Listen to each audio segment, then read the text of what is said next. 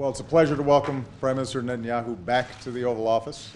I think I've had the pleasure of hosting him more often than just about any other world leader, and hopefully this will provide just some small measure of repayment for the wonderful visit that I had in Israel this spring. And I want to thank him and his family and his entire team for the tremendous hospitality that we had when we were there.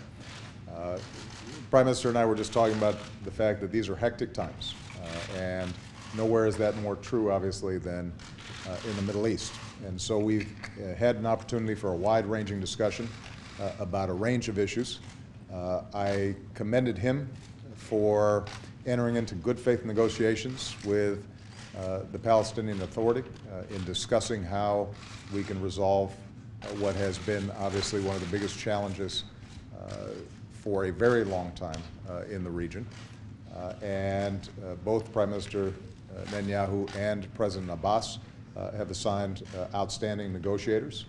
They have been engaging in serious conversations, and our goal continues to be to help facilitate, not dictate, but facilitate the kinds of genuine negotiations that will result in two states living side by side in peace and security.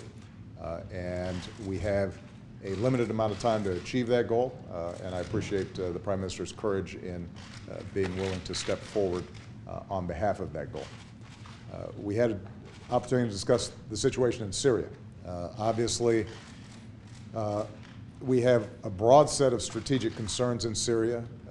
We are both pleased that there is the possibility of finally getting chemical weapons stockpiles out of Syria. But I think we both share deep concern that we have to be able to verify and enforce what has now been agreed to at the United Nations.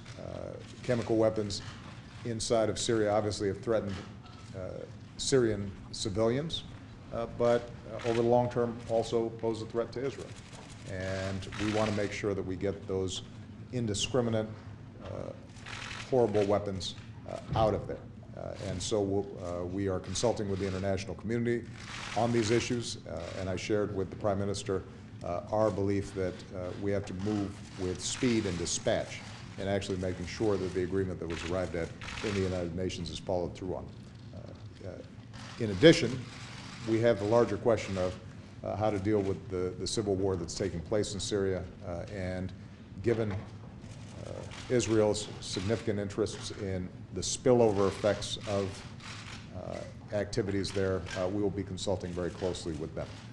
We had an opportunity to discuss Egypt, and I shared with him what I said at the United Nations just a week ago, which is that we continue to have concerns about what has happened in Egypt, but we also are committed to a constructive relationship with Egypt, in part because of the important role that the Camp David Accords and the Egypt-Israeli peace serve not only for the stability and security of both those countries, but also for security in the region and U.S. security.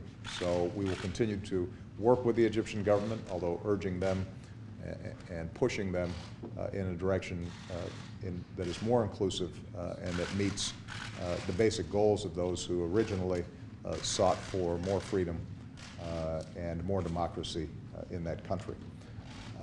And we had an opportunity, obviously, to discuss Iran. Both the Prime Minister and I agree, since I came into office, that it is imperative that Iran not possess a nuclear weapon.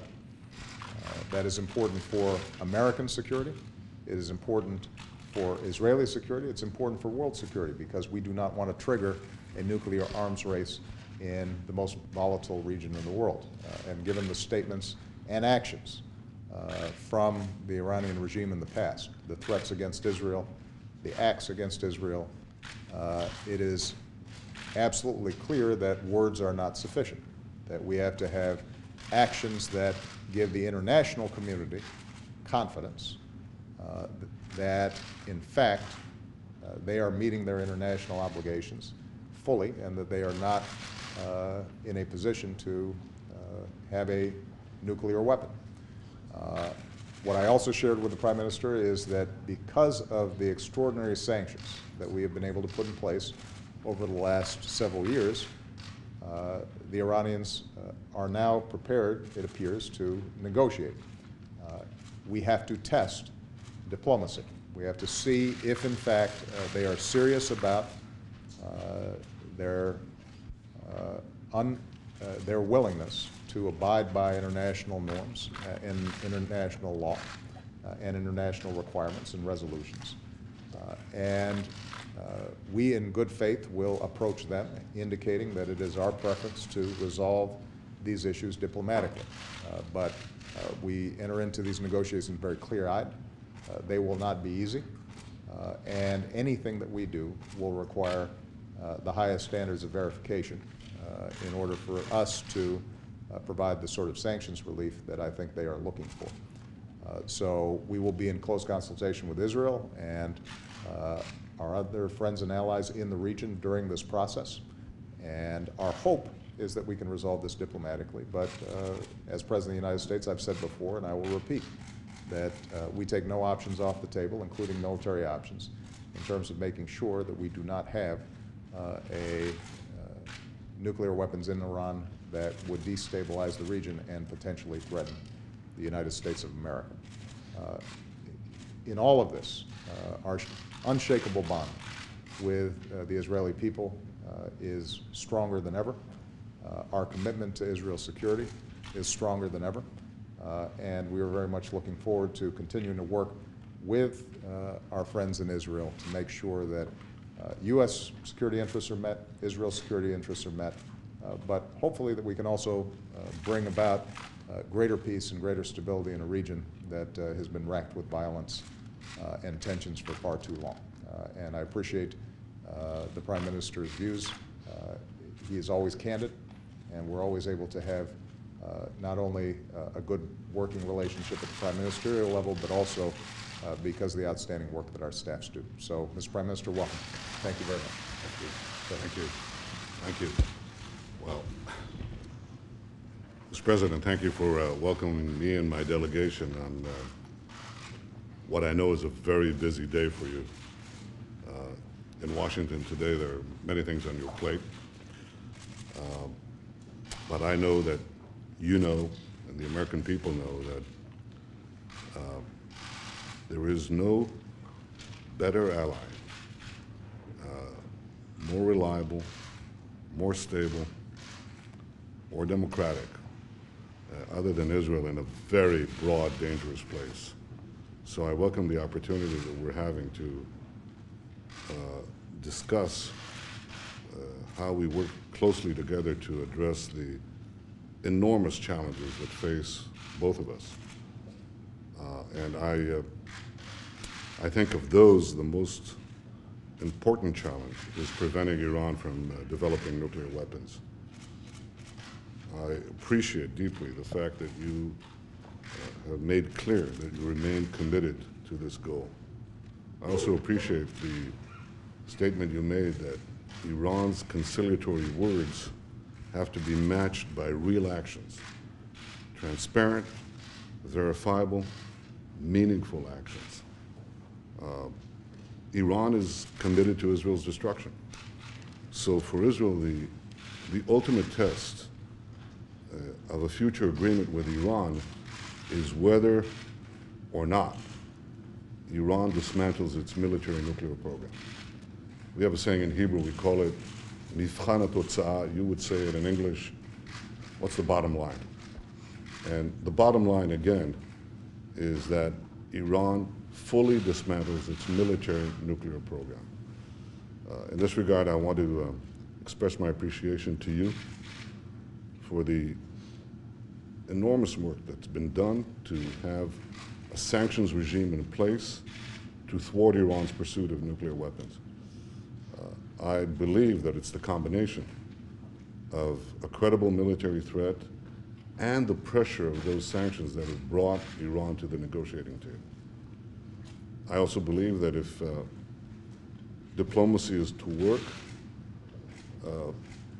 those pressures must be kept in place. And I think they should not be lessened until there's verifiable success.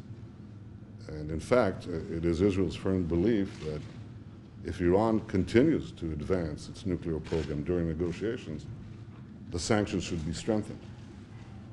It's the combination, I believe, that has guided your policy and our policy so far that has put a credible military threat and strong sanctions, I think, is still the only formula that can get a peaceful resolution of this problem.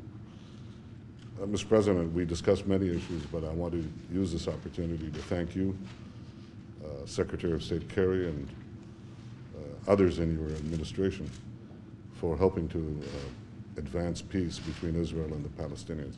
I remain committed to that peace. And I hope that our efforts, our common efforts, would lead to a secure and lasting peace. We know that for peace to endure, it must be based on Israel's capacity to defend itself by itself. And I hope that we can achieve a historic transformation that will give a better future for us and our Palestinian neighbors. And who knows, one day with our other neighbors as well. So I want to thank you again for your hospitality, for your efforts, and it's very, very good to see you again. Good. Thank you. Thank you so much. Thank you very much, everybody. Thank you. You want to head out, turn around, Thank you.